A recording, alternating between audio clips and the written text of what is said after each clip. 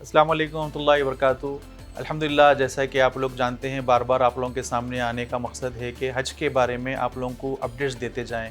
आज़मीन हज जो अब तक बुकिंग नहीं करा सके थे क्योंकि 15 तारीख आखिरी तारीख थी, उनके लिए एक बहुत बड़ी खुशखबरी ये है कि मिनिस्ट्री की तरफ से कल अल्हम्दुलिल्लाह 26 लीड एच की एक मीटिंग थी, जिसके अंदर लीड एच ने मिनिस्ट्री से दरख्वास्त की कि जो आज़मीन के पासपोर्ट नहीं हैं, जिनके हेल्थ इश्यूज़ हैं, वो लोग जाना चाह रहे हैं मगर वक्त की कमी की वजह से पासपोर्ट वगैरह नहीं बना सके, तो उनके पास अल्हम्दुलिल्लाह 10 दिन का मज़ीद वक्त उनको दिया गया है। 25 जनवरी आखिरी तारीख है।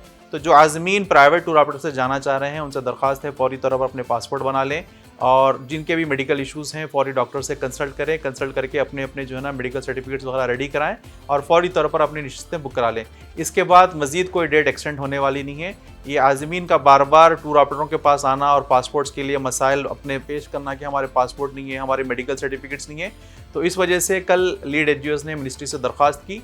अल्हम्दुलिल्लाह, अल्लाह के करम से मिनिस्ट्री ने उस दरख्वास्त को कबूल की।